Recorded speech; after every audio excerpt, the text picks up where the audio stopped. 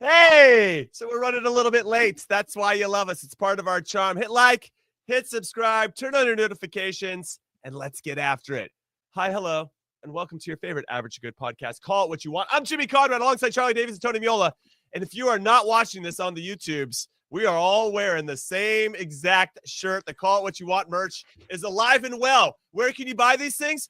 I absolutely have zero idea. That's my favorite part about these shirts. Only a few of them exist and we have them. Maybe at some point we'll run a competition. I don't know. Great to see you as always. Thanks for hanging out with us. We got a great show. We're going to project our roster selection. Apparently the roster for the September friendlies against South Korea and Japan are dropping next week. So why don't we just name 26 players and get after it and see if you guys agree with us. Then we have a Bundesliga preview. Got a few Americans participating in that league. And then we'll get into some Leagues Cup. All MLS teams made the semifinals. What? Mind blown. We'll get into some transfers. Last transfer deadline day for MLS and some interesting moves that we'll rate and rank as we do. But Chuck, you're looking good in your blue shirt today. Really brings out your eyes, my friend. Thank you. I'm glad we color coordinated for this show. It's a beautiful day. We're talking about a Thursday morning. We got maybe 1 week till that roster drops for this September friendlies. I think, there's a lot of animosity in the air right now. And animosity right now, just right now, not within us. I'm just saying around the sport in this country, around the U.S. men's national team in this country. So I think our conversations are that much more relevant. Okay. All right. I like that. Now, Big Tones, before the U.S. plays their game against South Korea at where the Red Bulls play, Sports Illustrated Stadium, they are going to, and this is U.S. Soccer, are going to celebrate the contributions of the U.S. men's national team legend Michael Bradley in a pregame ceremony ahead of that game.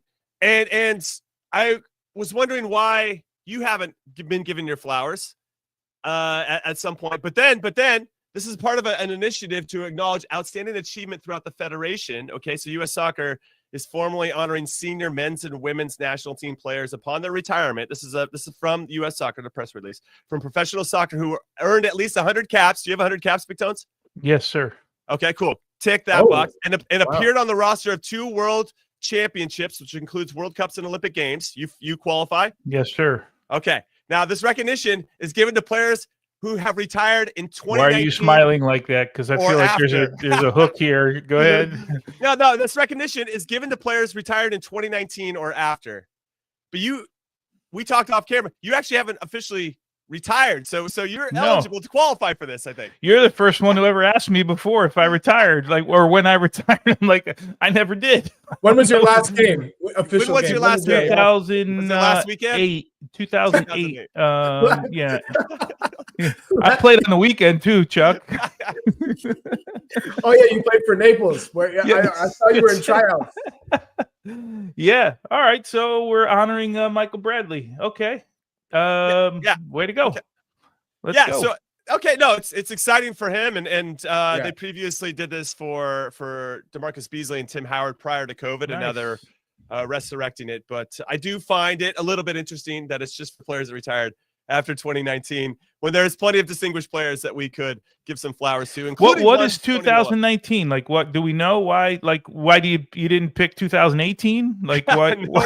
or 2020? Or 2008? Or 2009? I don't know. I don't know. 2000? Like, what? Yeah. What is curious. What's the 19? Did we do something then, or like I don't know? This is a question for U.S. Soccer. I have another one because in this press release they also have a link to click for tickets. So I go on there and it sends you to Ticketmaster. And it's $142 is the cheapest ticket. I'm like, what are we doing? When are they going to learn, man? $142 for the cheapest ticket. So U.S. Soccer has to answer the 2019 question, why those tickets are so expensive. They got to come on the show. I'd rather the second question be answered. I don't care about the 2019. I'd rather the ticket price thing be answered. I agree. How $142. How can families and kids where do you sit? People go to games? That's the highest section. Highest in the behind the goal. No. Yeah. $142.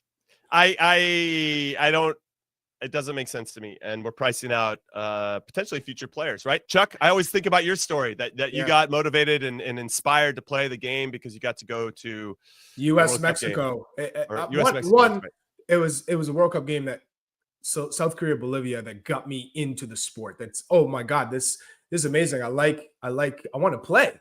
But when I went to watch US Mexico in 97 in that 2-2 draw, and I saw the passion and that intensity in that rivalry to watch the U.S. players live. And then I was that little kid that was waiting with my ball to get it signed. And I'll never forget, Marcelo signed it and Winalda. And and Eddie Pope. And my dreams were made. I was like, this is the game I need to play in. I want to represent my country. I want to play against Mexico.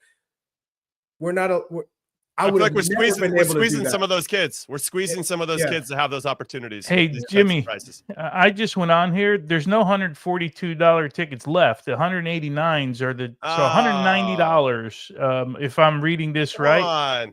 Yeah. So if I got to buy $200. So for me, if I got to take my whole family, forget girlfriends and all that stuff and fiancés, I got to pay $1,000 just to walk in the door. Yeah. To this. Yeah. If you're driving, there's some parking. Obviously, everything's just going to be heightened and amplified. Everything, concessions and all that. It's cheap to park around there. You know that. Yeah. All right. Or you take public transit, but still, just the big dent is the tickets. And yes, someone come on and talk to us about it. Please explain the why. We want to understand the why. Sure, there's a lot of business metrics. We don't care. We want to make sure we understand the why. All right, let's get into the roster selection. Okay, some notable injuries before we get into the nuts and bolts of everything. Some players that are ruled out for these friendlies for sure. Jedi Robinson, okay, Ricardo Pepi, Patrick Agyemang, who's still recovering from hernia surgery, Kevin Paredes, who just broke his foot, assuming you thought he had a chance. So we just want to make sure that when you see the team or the players that we projected, that why aren't those names in there? Now you know. Mm-hmm. So what we got asked to do by producer Des was let's name a 26-man roster.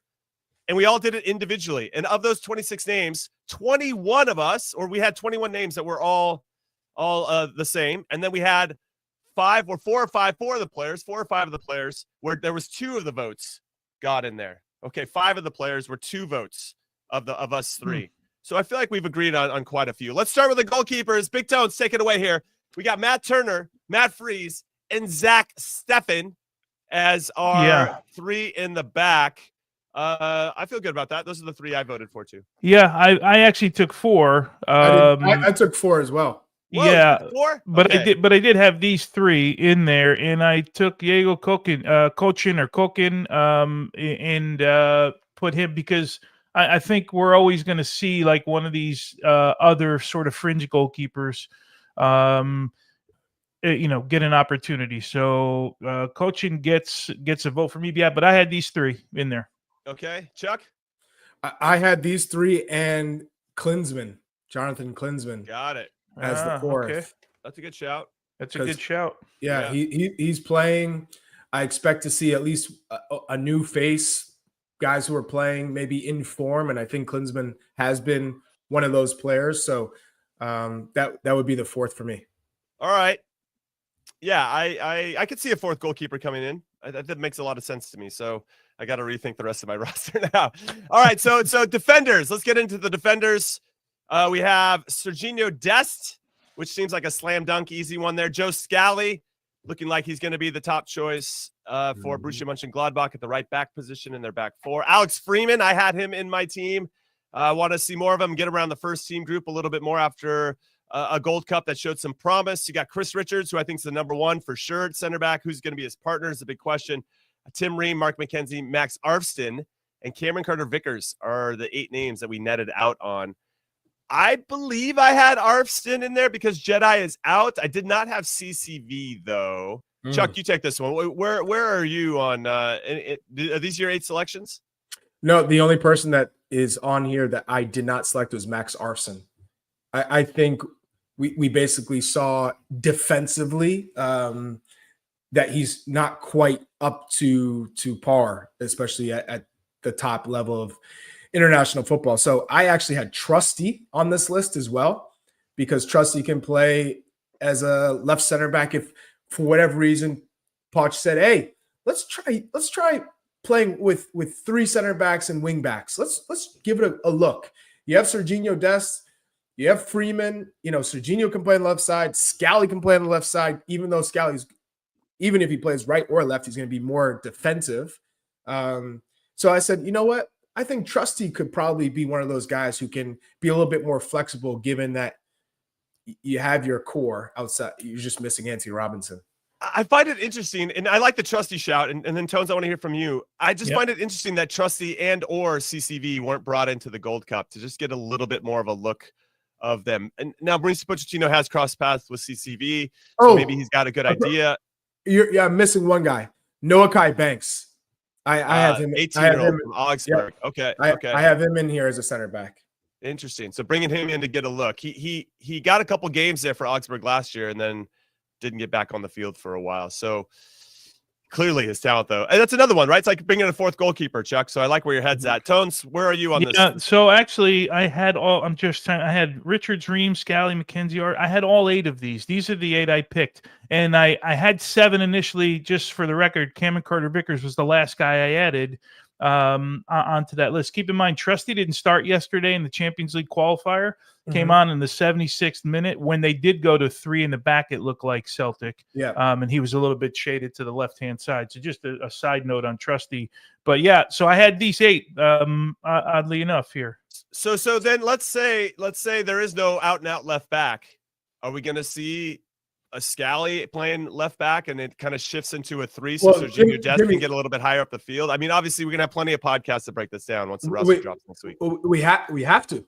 There's not a natural left back here.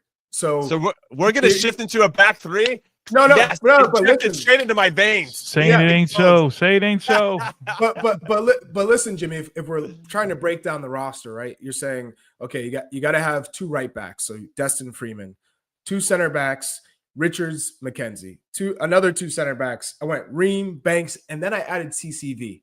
And then you said left back. Well, there's not many. So you go Scally, and then maybe a Trusty because he's left-footed, natural left-footed. Outside of that, you're playing Dest out of position. You're playing Freeman out of position. All these guys are right-footed players. So the only other person that you could potentially see coming in as a left back is Tolkien. Or Arston. I mean, I agree with you. Did anyone have Tolkien on there? I didn't have him. Arston is not a left. No, he's more of a winger. He's more of a winger. And he's not left-footed either.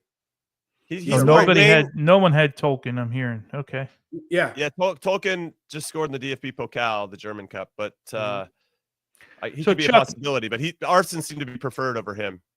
Chuck, how many total defenders? I had 8 total defenders. How many did you have on your list? I had 9 because I had CCV. That means I had 7. I had 5 center backs. Damn, Jimmy. Thought you would. No, I think I had 8. I had 8. Okay. All right, let's move into midfield. I do think, though, that's going to be a big point of conversation is if we don't have an out-and-out left back, who slides over there, or if we just shift formation to kind of, meet the players where they are ultimately. All right, let's get into midfield. We netted out on Tyler Adams, Johnny Cardoso, Tanner Tessman, Sebastian Berhalter, who I don't know if I had him or not, Yunus Musa, Weston McKennie, Malik Tillman, and Diego Luna. Now, Malik Tillman still hasn't played for Bayer Leverkusen, nursing a calf injury. We'll talk about him a little bit more in our Bundesliga preview.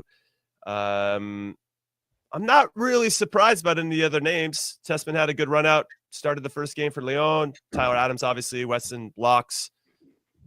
Sebastian Berhalter. Oh, I was thinking that maybe Aiden Morris would get the nod over Sebastian Berhalter, but Berhalter is, I think, preferred on set pieces, so maybe that gives him the edge because he has a little bit of a different player profile. And Aiden Morris hasn't been called in recently. I know he had been nursing an injury, but he's got off to a good start with Middlesbrough. I don't know. Chuck, what are your thoughts on the midfield here? So I think Adams, Cardoso, McKennie, Tillman are locks here. I put Luna as a winger. He's been used as a winger with Pochettino, not as a central midfield player. Yunus Musa has been used as a winger, not as a central midfield player. And when you throw in Adams, McKennie, Cardoso, Tillman, Tessman, that's 5. Berhalter just doesn't fit because I know he's done well, but when you're talking about those guys, I think he doesn't make the roster just based on how congested that central midfield talent pool is. So that's where I had five central midfielders. I would say I'd say Tessman is a lock. I get the sense that he'll be a lock for this group for sure. And then it's just a matter of who you're going to start and how you want to employ Yunus Musa or Weston McKennie and where their starting positions are. If you're even considering Yunus, I think he might be watching on the sidelines for a little bit. Tones, where are you on this midfield? So Tessman oddly was the one I didn't have in here. I had Brendan Aaronson, and I struggled with that last one. And the only reason I put Luna in here as well as Aaronson, because U.S. Soccer lists them as midfielders when they put them in. And It's a matter of like when I think about a 4-2-3-1, I think about 4 attacking players. I think an attacking midfielder to me is an attacking player, right? Where I don't necessarily always list them as a midfielder. Wingers for me, I list as attacking players, not 9 obvious. So it's a matter of how you do. But U.S. Soccer lists them as midfielders, which I don't think they're trying to fool anybody. I think it's just an interpretation of how they look at these guys. So that's why I put Luna in this group. I would have put him in the attacking group if I just thought of it that way. Yeah, so I think the big omission is the Aaronson brothers. Paxten clear at the moment, reportedly heading to MLS, the Colorado Rapids from Eintracht Frankfurt. We'll get into that a little bit later in the show.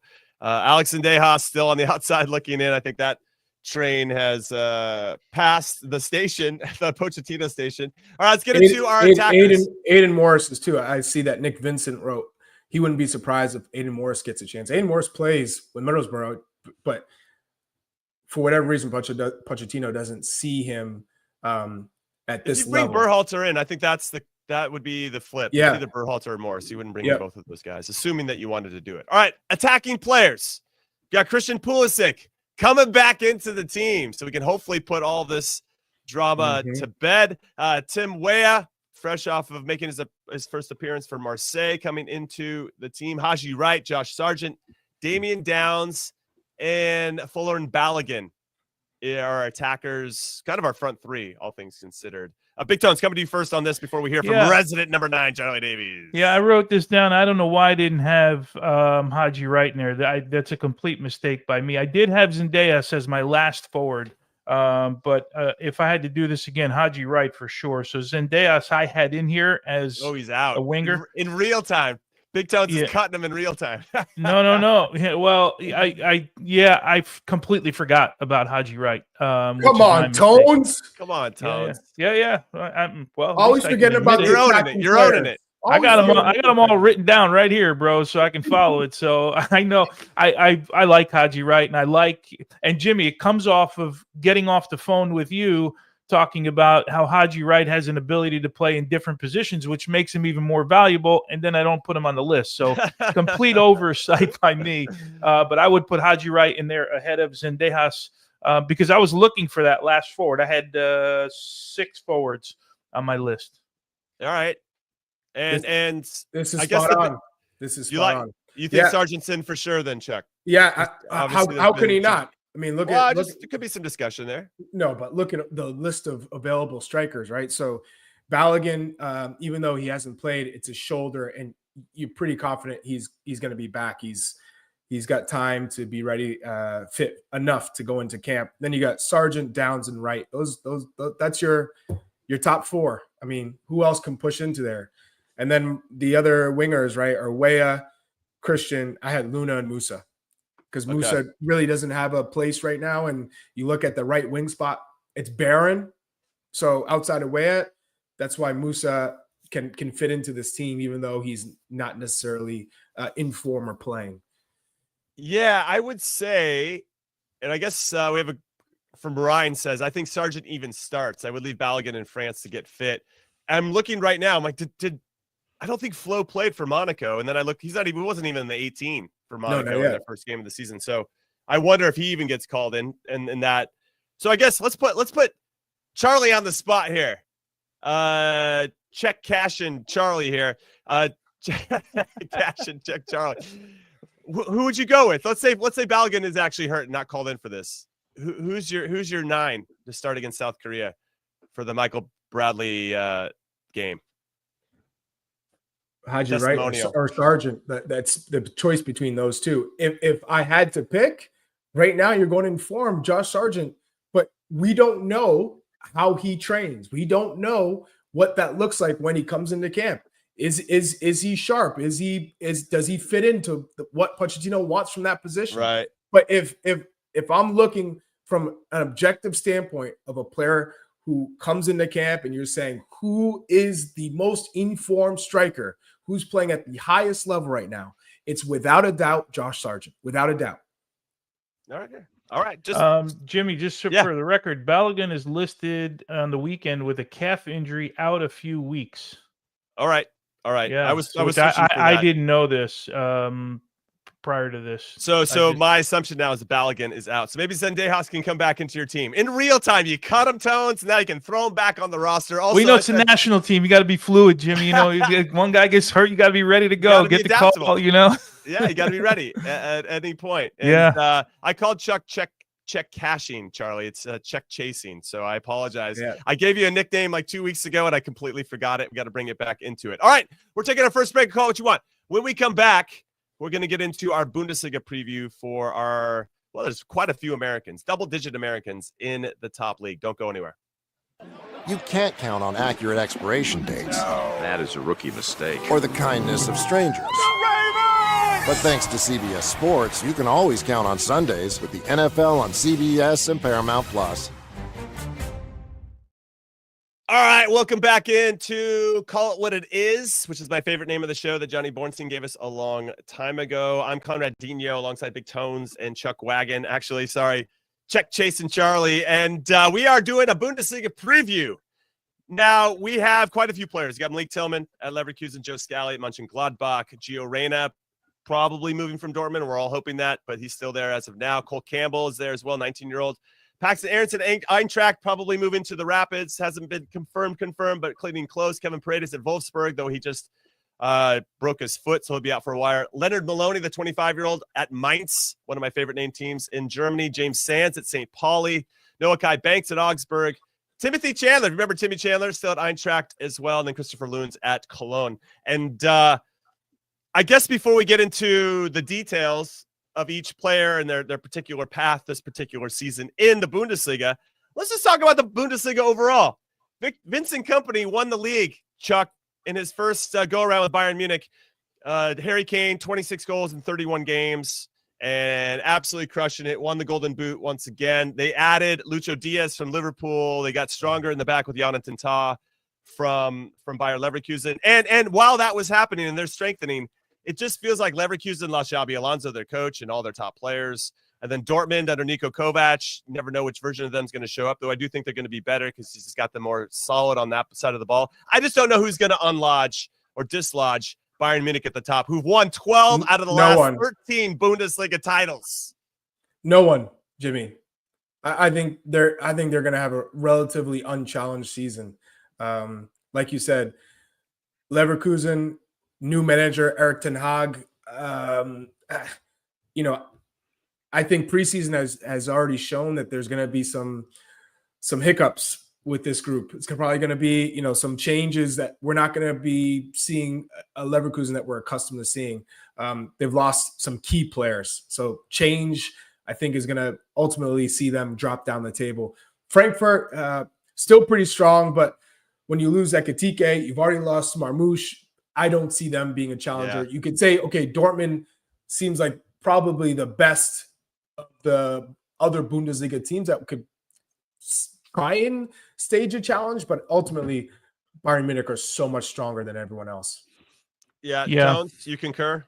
Yeah, this is going to be one of those seasons. Look, I've covered the Bundesliga for years. It's going to be one of those seasons, I think, in January, we're like, okay, the Bundesliga is wrapped up. And it was like that for a long time in the Bundesliga until RB Leipzig made a little run when Tyler Adams was there. Dortmund's made a couple of runs, including a couple of years ago when they lose on last day of the season. And, of course, Leverkusen, keep in mind, Leverkusen was the closest team last year, 13 points behind Bayern Munich. You're talking about Dortmund, who we're saying, okay, they've strengthened a little bit.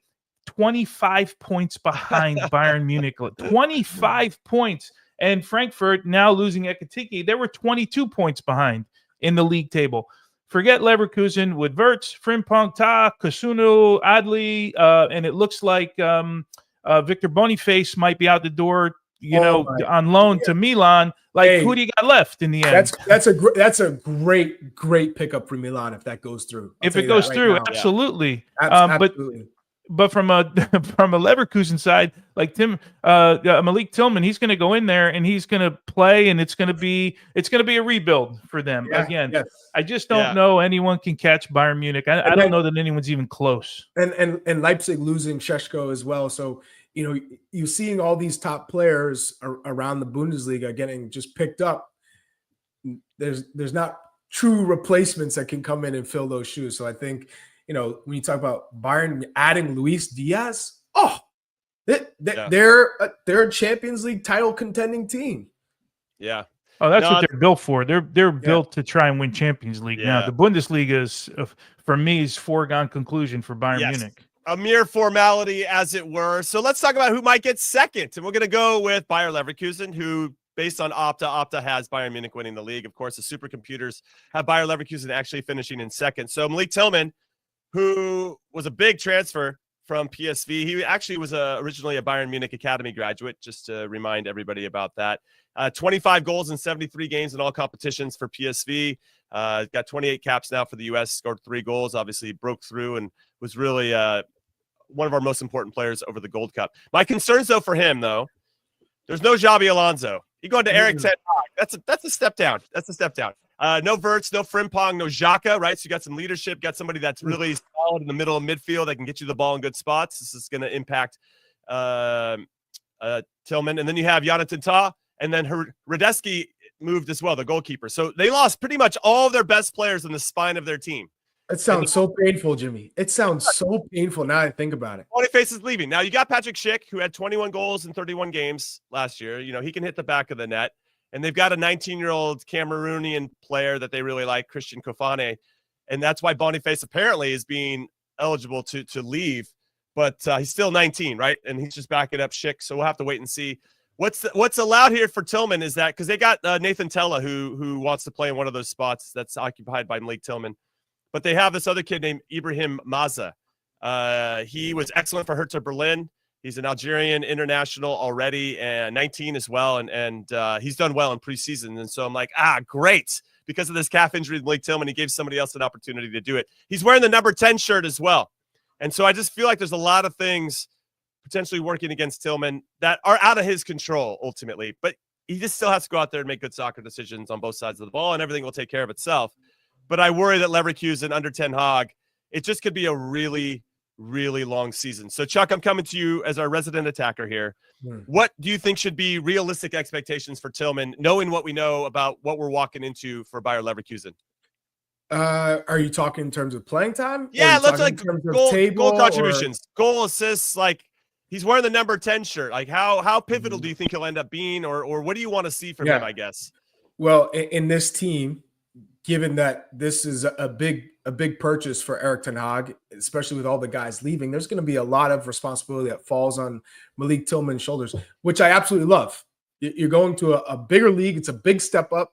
You're playing in Champions League. The expectations are raised, and Erik ten Hag coming in, having to kind of rewrite his career trajectory and prove himself again, is going to place a lot of emphasis on Leverkusen playing through you. You're on the number 10 shirt. So that comes with expectations in terms of goal contributions. And so I think what's realistic in terms of goal contributions, I'd say 9 goals, 9 assists. So 18 goal contributions. That's realistic 18. In your first season with that price tag. Yeah. Stamp it. 18. Is that realistic for you, Big Tones? Are you feeling like that's I would have said I would have said in the 15 to 20 range for him. It's we're saying 18. Still we're getting specific here and call it what you want. We're going 18, baby. All right, I'm going 17 then. How's that? Wait. Let's get U.S. soccer on the line. Why did you determine 18 over 17? Like, what's the difference? Why that year over another? And keep in mind, there's still a little bit of pressure on Malik Tillman and Jarell Quansah. Those are the 2 highest transfers in the history of the club. They both went for $35 million. They list Tillman first because I think his transfer happened before Quansah's did. So there's a lot of pressure for Clearly Leverkusen doesn't spend 35 million all the time. You're not like talking about Man City or another club. So it's a big deal for Tillman. Yeah. What do you know about pressure? What do you know about pressure for all you Ace Ventura fans out there? All right, let's pivot over to Joe Scally, 22-year-old, now entering into his 5th full season with Borussia Mönchengladbach under manager Gerardo Seoane. He looks to be the first choice right back heading into the season, which is nice. He's been really quietly solid for Mönchengladbach over the last 2 years, I would say, and obviously he wants to maintain that good consistency so he can be selected for the World Cup roster, then hopefully get to play. Now, my concerns for him, the team didn't spend much in the transfer window. They finished 10th in the Bundesliga last season. They haven't made and qualified for Europe, Chuck, since the 2021 season. Yeah. And I just don't know if they have enough in the tank to get there. They seem like a team that's just destined to be mid-table in the Bundesliga. So whatever. Joe Scally just needs to get minutes and play well from an individual standpoint, but collectively, it could be harder for his team to actually have any real significant impact. You know what's crazy to me, guys? He's 22 years old. You would think he's 28, 30. Yeah, he's yeah, 22 years old. Impressive. But we know him as Honest Joe. You know, this is a player. Do we? This is a player who yeah, zero. Okay. I'll just give you a hard time. You know, when you start 30 games in the Bundesliga as a right back, especially with the way the game has evolved, right backs have a real influence in the attacking half, whether that's creating goals, assisting, goal scoring, but just getting on the ball in the attacking third. And you know, with 30 starts, he had 0 goals and 0 assists. So it kind of gives you an idea of just what type of player he is, which is one that stays home, who doesn't take many risks. And that's what we've seen with the U.S. men's national team. Now, there are benefits to that. And when I look at the Nations League, when he came in, it was in Vegas, and he had to deal with Alphonso Davies down that left side because Serginho Dest got a red card, was suspended in the semifinals against Mexico. I think he did a great job defending. Didn't give you much going forward, but when you have Timothy Weah on that side, he's the guy responsible for giving you width. He's the guy who's responsible for running at the back line. So it worked pretty well. It gave the team balance, especially when Anthony Robinson would venture forward. He could tuck in, and you're playing with 3 center backs essentially. So there are some benefits to having Joe Scally. He's got experience. He's played against some of the best attacking players in world football. So given that, we know his limitations. And I have no issue with him, and I think he's earned a spot within the group to be called into camps, to be part of the team. If we're talking about going forward and needing a right back who's going to give you options like Serginho Dest, that's where you go, oh, he's not the right player for that position. But in terms of squad balance and being a part of trainings and making sure the group is held accountable, I absolutely think he's earned his spot within this team. Yeah, I don't think it's a stretch to say that I think he's a lock for the 2026 World Cup, assuming he stays healthy, because he has that utility feel to him that you can count on him in different ways. And I think that experience is really showing itself now, Big Tones. So I agree with what Chuck's saying. And Alan had a good comment about calling him Honest Work Joe. Like there's a value there where you know you're going to get this from him every single time he steps on the field. We see sometimes with younger players or players of any age where you might get a 7 out of 10 for 1 or 2 games, and then it drops down to a 3, right? There's just too much of a swing. But with Honest Work Joe, we know that we're going to get this steady 7 out of 10 from him. Yeah, he might not give you the goal contributions, but that's not why he's in the team, and I think that's why he's valued with Mönchengladbach as well. So yeah, I want to hear from Tony in terms of you've had some right backs. I was gonna mention one. Yeah, I was gonna mention one. But you mentioned the no goals last year. That broke a streak, Chuck. 4 years in a row before that, he had 1 goal each year. So he broke his yearly scoring streak. Unacceptable. This has a very Steve Cherundolo feel to me. Right now, you mentioned he's 22, right? Yep. He's played 133 games for Borussia Mönchengladbach. It looks like here. Adding a couple of cup games, so he's played 148 games He's got 4 goals. Steve Cherundolo played 236 games in his career with 4 goals, but steady every week. Steve Cherundolo, you knew exactly what it was going to be every single week. Was never going to be a 10 and was never going to be a 4 in the ratings. He was always a 7 and 8, and every single week, that's what you knew you got. And out of a right back, if you don't have a guy that's consistently flying forward, because I think that's the image that everybody has of outside backs these days, that's what you want. You want somebody that's steady. And by the way, if you really think of his profile with the national team, it's exactly what he's given the national team in his time. Yeah, that's a great shout. And I consider Steve Cherundolo one of the best right backs that we've ever produced. And for a lot of the reasons that you mentioned, there's a steadiness to the way that he plays. Well, there are some reports that Gio Reyna could be heading to Borussia Mönchengladbach. Chuck, would you like this move for him? He's best friends with Joe Scally. Yeah. So that would immediately hopefully put more smiles on his face. Yeah, but way more than that, Jimmy, because I couldn't stand someone moving because I have a friend on the team. No, I get it, but it's a need. He would fulfill a need. They need an attacking central midfielder that's creative. They don't really have one. So that's where you're saying, okay, you got Parma going to Italy. It's a new coach, new team, new look team for him. Maybe they're a counter-attacking team, as Tony was alluding to. They maybe don't want to keep or don't have the ability to keep possession like they normally should. Mönchengladbach is a competitive team in the Bundesliga. He knows the league extremely well. He's had success in the league, and it's probably for him, hey, I have unfinished business here. I know I can succeed in the Bundesliga. I think this is a great move. I think this is a top move if it comes to fruition. Yeah, would you agree with those sentiments, Big Tones? You like this move? Yeah, it looks like they've lost 2 center forwards in the transfer window. They lost a right winger, a left winger, an attacking midfielder.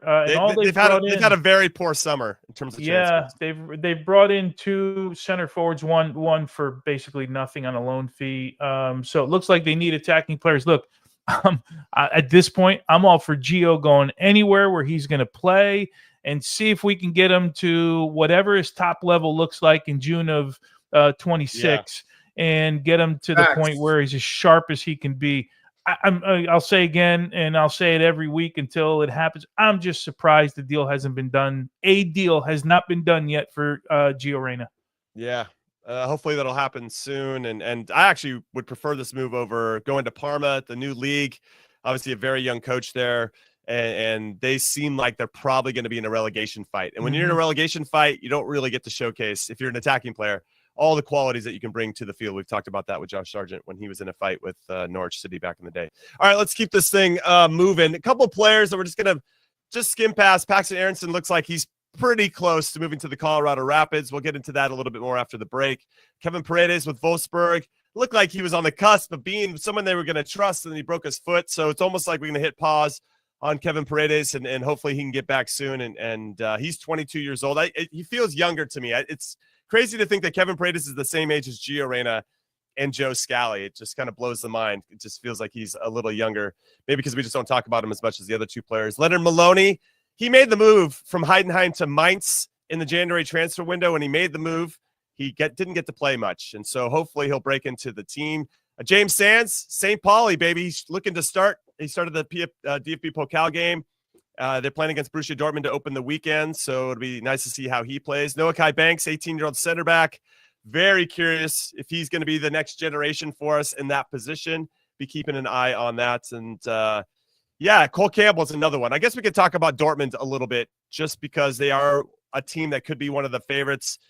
Niko Kovac, this is where I think he really improved the team when he took over for Nuri Sahin, is that they were giving up like 1.5 goals a game. And once he came in, he got that down to closer to 1 goal a game. And I feel like there's a real emphasis on that side of the ball. If you remember, with about a month left in the Bundesliga season, Borussia Dortmund weren't even in the top 4, weren't even going to qualify for Europe. They won 5 out of the last 6 and did end up making it into the top 4. And I thought were difficult to play against in the Champions League, under Kovac in particular. So I think they're going to improve. I just don't think they're going to be enough to compete with Bayern Munich, as we already mentioned. Cole Campbell, resident number 9, Charlie Davies. What are we saying about him?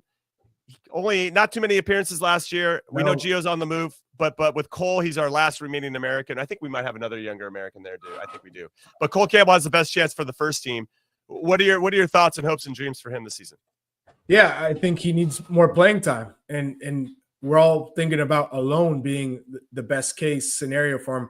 Remember, there are two ways when you're at a big club like a Dortmund. There are two ways to be patient and train and try and earn your minutes that way. When there's guys that need breaks, guys that go through injuries or suspensions, and you're working your way up, you're building the chemistry with other players so that you can come on up through the system and get your opportunity and then thrive. There's that way. Sometimes it can be extremely difficult because clubs will spend money right when you could get your opportunity. They go, oh no, we're going to spend for a big time player, and now you're back to the bottom of the depth chart. Versus, I'm going to take a loan, maybe to a Bundesliga 2 side, maybe to a lower Bundesliga side, to come in and get minutes and play and be part of the rotation. That doesn't mean I'm going to start, but I'm going to get minutes at the top level.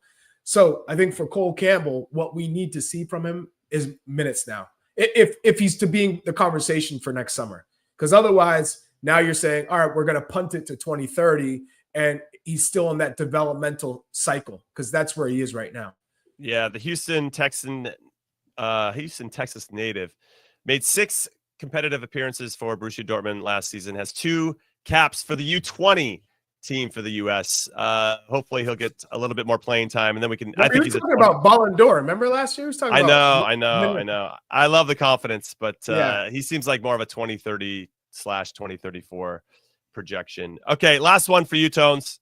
This one is Christopher Lund because he's made the move over from Palermo to FC Cologne, and because we do have a left back opening, I would say, with Jedi Robinson hurt. I still feel like there's an open audition for who's going to back up Jedi. Do you think this move for Christopher Lund could be a positive one if he has a good start at Cologne?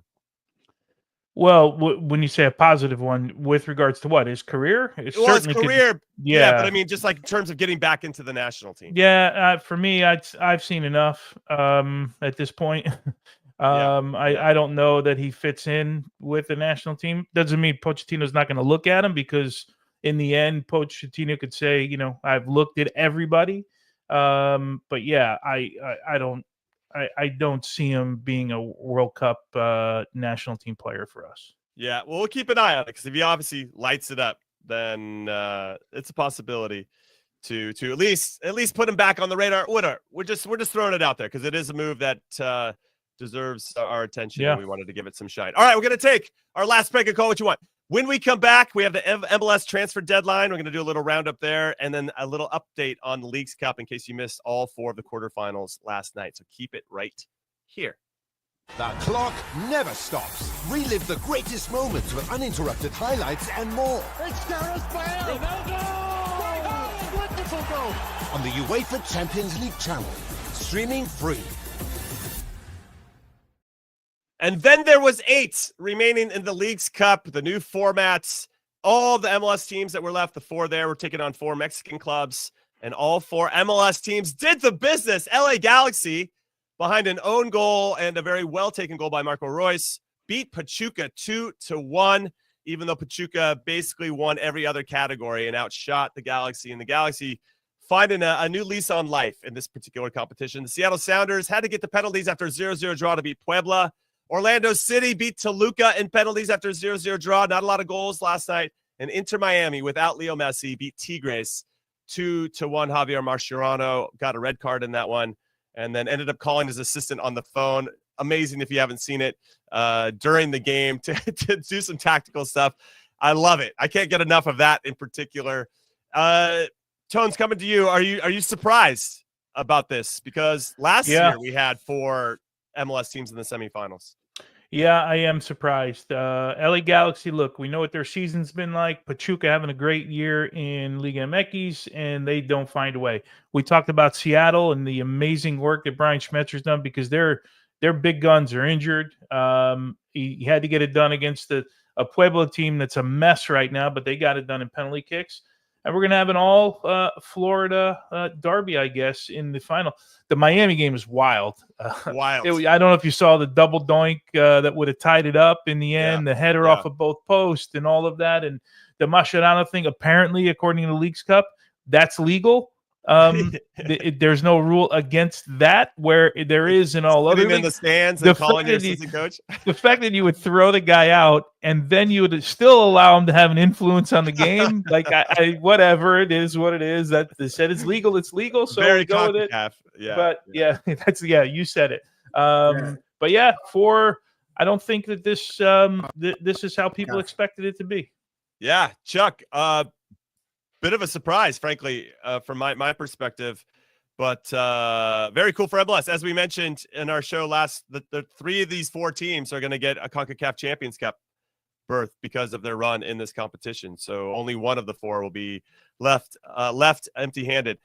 Any big surprises for you? What was your favorite game, or any highlights that you saw?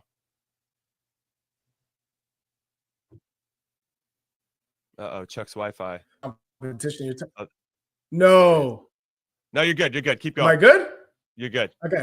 I was just saying, Inter Miami is always, we're talking about surprises and entertainment, and whether Messi's in the squad or not in the squad, them coming out on top. I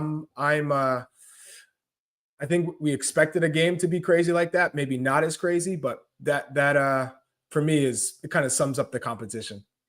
Yeah, it's gonna be pretty fun because, as you said, the Florida derby is going to be good, and you have the Sounders taking on the LA Galaxy, and we'll have to wait and see how it all plays out. Okay, let's get into some MLS transfer deadline news. The big one, I think, the one to talk about is Paxten Aaronson to the Colorado Rapids, because Chuck, I did not see this coming. That was not on my bingo card.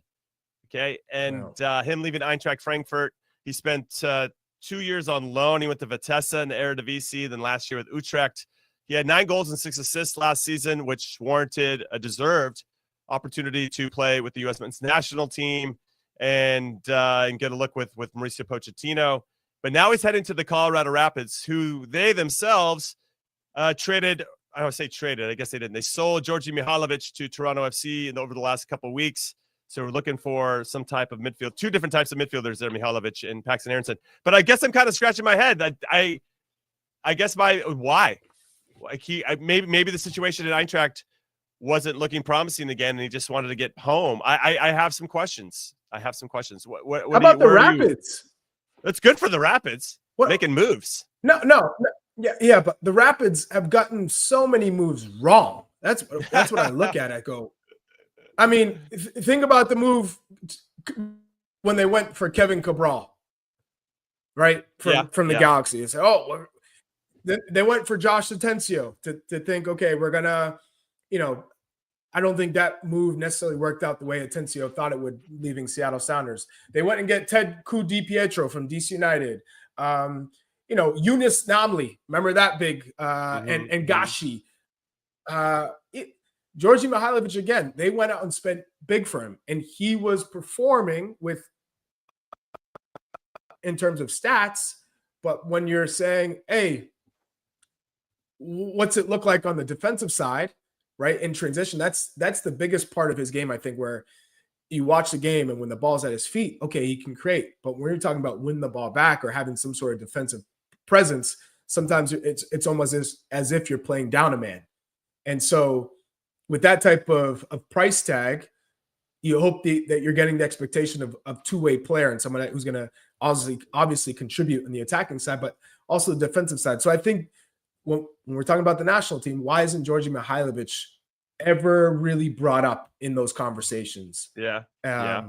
So, and he did the similar thing, right? He went to Alkmaar, and he tried to go down the European route, and he started with the Eredivisie, and it didn't work out, right? So he came back, and so when I see Paxten Aaronson, a part of me is disappointed because I thought he was in a good position because he had taken a really successful loan year, comes back to Frankfurt, scores in a cup game, right? So he's still part of it. But then he and I can't fault him. You come back because you get a massive contract. I think the the initiative to come into a Colorado Rapid side that needs a playmaker, and now all of a sudden the expectations are for you to thrive and play, the playing time, the hope, the expectations. So you want that as a player. You want to feel important. You want to play first team minutes. You don't want to continue to bounce around on loan. It's a grind. It takes a certain type of mentality to have to deal with the grind in Europe as an American, as a foreigner in Europe, trying to figure out what is my place. Where do I have to keep taking loans to different countries, finding a new teammates and a new coach and a new system every year until I finally get my chance at Frankfurt, or till a team says, I want this guy. I'll pay for him because I want him in my team. It's a tough journey. It's not for everybody. And so I don't fault him for taking the bag and being, trusted to come and change the fortunes of Colorado Rapids. On top of that, Pochettino says, hey, if you're playing well, I'll bring you in. I don't care if you're playing in MLS. I don't care if you're playing in Liga MX. I don't care if you're playing in the championship. And so I think that you look at Turner and his move coming back to MLS. It makes sense. Why not go to a place where you're going to play, you're going to get paid, and you're still going to be in the picture if you do well. Yeah, there's a lot of different ways I feel about this. One, I'm glad that there's a young American who's 21 years old, can see MLS is still a viable option for him to play, compete, get better, and still be a part of the national team conversation. I like that exists. That's the world that I want us to get to. I know there's a lot of stereotypes and perception about MLS and whatever, but I'd like that to continue to change for the better. And that we're, when I say we, the American soccer is starting to be looked at favorably, and that you can come back to the domestic league and still contribute and get better. Now, I think what's interesting is that when it comes to playing time, Big Tones, he's coming into the back half of the MLS season. So let's say the Rapids don't make the playoffs. Dude's sitting on his butt for like 2 months. I mean, in some ways, I would like him to just maybe sign with the Rapids, but stick with Eintracht through the first half of the season, and then maybe come over in January. I don't know if that's too idealistic, but it just feels like he would be able to stay sharper for longer if that happened, especially if you're trying to get on a World Cup team. Yeah, in a perfect world, that makes sense, right? Do we know that he was going to play at Frankfurt, right? There'd been I don't know. There had been rumors that he was going to, but there had been rumors already that he was going to be loaned out again, so maybe he didn't like that. This helps make the George Mihailovic move a little bit smarter, and not smarter, makes more sense. Yeah. Because I couldn't understand why they got rid of Georgi Mihailovic. When I watched that team, he was the catalyst in that team. Right. $7.5 million, or is the report right that they're paying for him, according to our good friend Tom Bogert?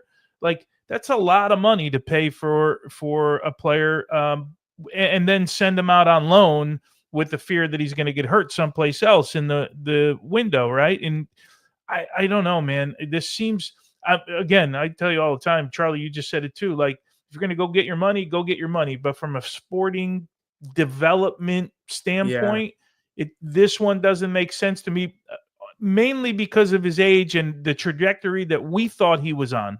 It's a weird one. Martin O'Malley puts a comment in the YouTube section here. Paxten was getting more minutes at Utrecht than he was with the Union. He did seem to be developing well. That's what's crazy to me. He had a successful loan with a team that really challenged for Champions League, for in the Eredivisie with amongst the top teams. Mm-hmm. And you go back to Frankfurt, and obviously you've shown that you've grown because you're still getting minutes in a cup game and you score. Of course you're not starting, but you're in that group. You're getting minutes. It may be limited, but you're getting minutes with a top team that's playing Champions League this year, right? Mm-hmm. So all of a sudden you throw that all the way to come back to MLS at this age. That's what's tough to understand. I can think of so many clubs that would be a great fit for Paxten, even whether it be a loan or a permanent move. Think about it. MLS, you're buying Paxten Aaronson, let's say for $7 million. What's the upside? So you're saying Paxton's going to come and now he's going to be your lifelong player at your club? Because the reality of the situation is you're not buying him as an asset to sell him back to Europe. He's American. He's not coming here to grow so he can go back to Europe. If that was the case, he would have stayed in Europe. Yeah. So you're paying that much money to keep him at your club. Now, is he going to be a Carlos Gil in this league? Is he going to be a Carlos Vela in this league? Is he going to be a Joseph Martinez in this league? I'm willing to bet no, he's not that type of player. So does it make that much sense from a business perspective? I don't see it from a sporting or a business perspective. I see it from his perspective of, okay, I'm coming home to the United States where I'm going to get paid and I get to live comfortably and play. And I don't have to worry about playing time. I'm going to play every week. And guess what? If I play well, I'm going to maybe be in the conversation for a national team call up and potentially be a part of the World Cup squad. But in terms of his potential, I'm a little disappointed because I think he was on the right trajectory. He was doing everything that he needed to do. Let's get him on the show, Chuck. Let's get him on the show. And let him explain himself. That's what we want him. Okay, so before we let everybody go, we have a little MLS transfer windows tier list from basically great to not so great, or we should probably have average to good. It's probably the only range we should really be talking about as it pertains to the show. We have green dot, good to great, average to good, bad to average, and red dot. So for all of you that are in on the inside jokes, these are going to hit. If you're not, we should go back about 5 months and listen to all of our podcasts. You catch up all the inside jokes. All right, first one is Hingman's son to LAFC. For me, this is a green dot. Green dot. Chuck, don't say anything other than green dot. Green dot. I got to see his first start. Green dot. Guy's amazing. Yeah, it's going to be a nice ad, and his energy for like helping build the league has been awesome too. Rodrigo De Paul to Inter Miami. Green dot. Green dot. Green dots. Easy. Even though maybe there's some rules that were circumvented to make that happen. Still happy to see him in the league. Okay, fine. That never happens here. Okay, Georgi Mihailovic to Toronto. For Toronto's perspective, that's a green dot. They need some help. No, absolutely not. No. Green dot? Okay, good to great. From Toronto's perspective, Toronto did a good job. Anything Toronto does, it's a dumpster fire. They can't get anything right. Wait. They've made this not a good move for them. I think it's a great move for Toronto. It's not a good move for Georgi Mihailovic. What I'm saying is you go from signing players like Lorenzo Insigne and Sebastian Giovinco, and then you're saying, okay, now Georgi Mihailovic. Giovinco's solid, but what I'm saying is that type of profile. Okay. Josie, right. Michael Bradley, Insigne, Giovinco. We're talking about. You're not spending $5 to $15 million a year on those guys you're talking about, right? Bradley, Josie to Insigne was the highest paid, I think, right? Until Messi, of course. What I'm saying is great that they were able to get a player who knows how to have success in this league, and he's a really good player in Major League Soccer. But what I'm saying is we're just talking about Heung-min Son and Rodrigo De Paul.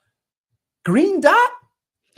Listen, it depends how you're looking at it. I think it's a good move for Toronto in terms of just because their team hasn't been great this year to find someone that can consistently make things happen, as you mentioned when he played for the Rapids this season. So I'll go good to great. Okay, but you're looking at it through a different lens. Okay, yes. So good to great is a compromise. Okay, next one.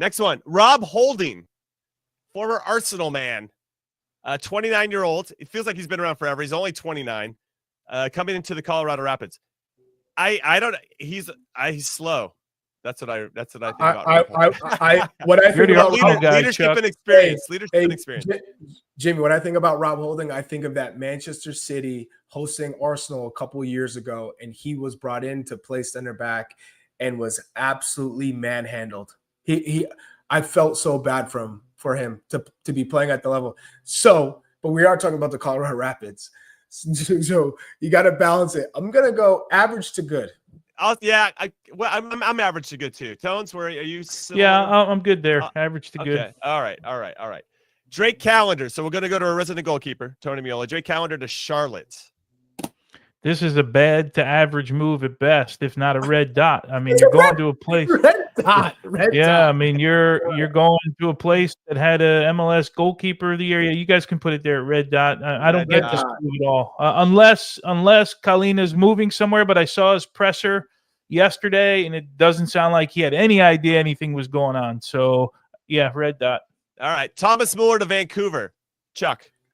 Green dot. Green dot. Yeah. Green dot.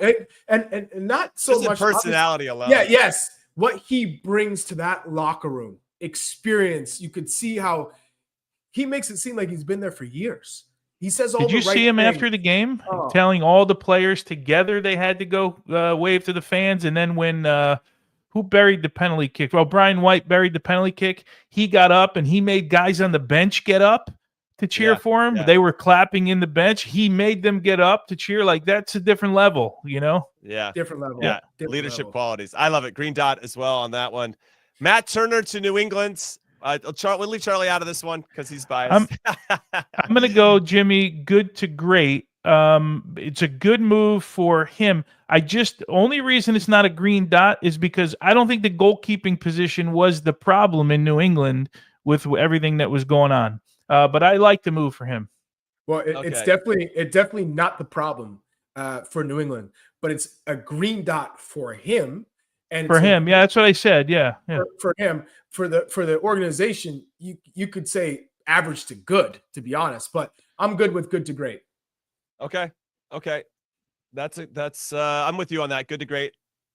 With you both on that. Okay, let's go to Wessam Abu Ali, who joined the crew from the Egyptian Premier League team Al Ahly, where he recorded 28 goals in 35 games in his only season for the Egyptian club. The FIFA Club World Cup, he scored a hat trick against Porto. I like this signing a lot. For me, I'll go good to great on this. Or maybe it has the potential to be good to great. They've been meaning somebody in that spot since Cucho Hernandez left to go to Real Betis, and so I like that. It's not going to all fall on Diego Rossi, who actually has been good for the crew. But I just think this elevates the crew once again. It feels like a smart signing. And in Wilfred Nancy, I trust as a coach. So I'm at good to great. Chuck, Resident 9, what are you saying? Yeah, I'm with you. Good to great. All right. Tones, any pushback on that? Yeah, I don't know much about him as a player, if I'm being honest. I saw the videos that they put out, and I'm with you. In Wilfred, you trust, right, with these kind of moves. Yeah. All right, then we're going to go to Christopher Velde, the Norwegian. He's got one cap with the Norwegian national team. He's joining the Portland Timbers. He played at Lech Poznan, coming from Olympiacos in the Greek Super League. He's got some experience, got 31 appearances across the Champions League, Europa League, and Conference League during his career. Coming in as a DP, doesn't have much of a track record from a national team perspective. Tones, what are you saying on this one? It feels more hopeful than knowing for sure, but I guess that's part of the risk in a transfer window. Well, yeah, and what's going on in Portland? At the beginning of the year, they were scoring goals like crazy, the best attacking team in the league, and then they kind of slowed down a little bit. Now they bring in another attacking player. Again, another player I don't know a ton about. Watch some video. Average to good to great. I'll let you guys decide, but I'm in that range right there. So Charlie, to give some more context for everybody before we hear from you, he's 25. The Timbers, they had their Uruguayan international, Jonathan Rodriguez. He got placed on the season-ending injury list last month. David DaCosta is an all-star. Anthony's been very good for them as well. So they needed somebody to fill in for Jonathan Rodriguez. I just don't know yet if this is the guy, but they're taking a risk, obviously. And it's better them taking a risk than not at all, right? 100%. I think at this stage, you're seeing some clubs make desperation moves. You're seeing some clubs say, "Hey, we need to take a chance or a risk to improve. Otherwise, we're kind of going to be status quo. We're not going to really challenge." So, I'm with you. Okay. So kind of a wait and see. That's going to be an average to good, I would say. It could end up being good to great, but we'll have to wait to find out. All right, Frankie Amaya to LAFC is another one. He's a former UCLA Bruin. I've got plenty of time for Frankie Amaya. But what are we saying on this? I mean, for me, he just needs to play. Any young players that are in those attacking areas of the field, they need to get on the ball. They need to be trusted. And I just don't know if he's going to get enough minutes to move the needle, but I hope, obviously, that I'm wrong. So we'll see. That, for me, is average to good. No? Yeah. I don't know. I mean, I think it's just a depth piece. Depth chart. Okay. So average to good. That's a nice one to fall in there. Caden Clark to DC United, another young attacking player who Red Bulls, then Minnesota, Montreal, now going to DC United. He needs to be trusted as well and build an attack around him. He's got that type of talent, but obviously he's got to match that with consistency and the responsibility that comes with being the guy. One dumpster fire to another dumpster fire. Yeah. So Montreal and DC are the two worst teams in the Eastern Conference. I guess the manager wanted him, right? Yeah, exactly. Yeah. I think he'll be happier in DC. So for him, this is average to good. Okay. Then the last one that's been confirmed just this morning, DeAndre Yedlin leaving FC Cincinnati to go to Real Salt Lake. He seemed to be a mainstay for Pat Noonan and FC Cincinnati, and now at 32 years old, he's making the move to play for Pablo Mastriani and RSL, and I find this to be an interesting one. There is some smoke out there that maybe Brian Reynolds, FC Cincinnati might have Brian Reynolds coming back to MLS in some capacity, and that could fill out that wide wing back on the right side that DeAndre was. 4 assists only this season. This was a bit of a surprise. I don't know, Tones, if you're in the same. Yeah, he'll play more as a right back than he will as a right wing back here, right? Because Pat Noonan plays that way. So I'd say average to good, depending on how this works out for RSL. I'd be in that category. Okay. All right, we got 3 more left, and these are just more. Let's have some fun because they're still on the cusp of getting done. Paxten Aaronson to Colorado. Chuck, where are you? Average to good? Just he's thinking red dot or bad to average right now. He can't figure out where he's. We're gonna save that. We're gonna save Chuck. Chuck, the silence says everything. But you're right. I think he wants to say bad to average there. I think that's what I'll say. Average to good. Put him in average to good, please, Des. Tone's coming to you. Jose Cifuentes to Toronto. Cifuentes, Ecuadorian international, was on the Ecuadorian World Cup team in 2022. Played at LAFC. Played at LAFC. Won MLS Cup with LAFC. Average to good, going up to Toronto, be behind Mihailovic. They're making some moves. They're changing their team. Moves. Yeah, they are. Average to good. All right, and then the last one, going to Chuck on this one as our New England correspondent.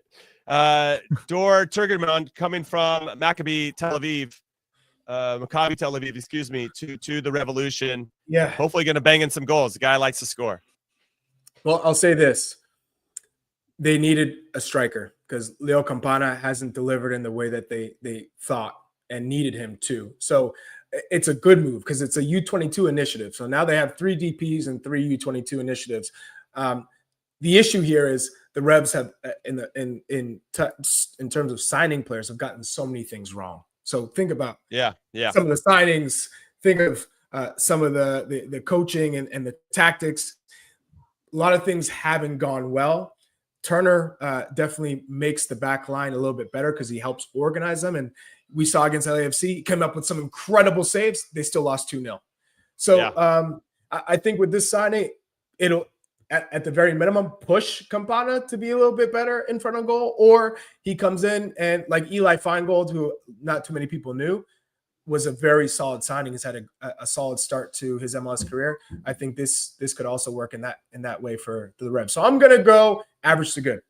All right. And that's it. That's our tiers list. We went a little bit longer on the show today, you lucky bastards out there, because we wanted to get into this. Lots to talk about, as always, and a huge weekend for games in MLS, Bundesliga, Serie A, Premier League. It's all kicking off now. Every league feels like they're up and going, and that is a lot of fun. So enjoy your weekends, and we'll see you on the other side of it again here live on the Gloss America YouTube channel, 10 a.m. Eastern. And have a great weekend, everybody. We'll see you soon. Later.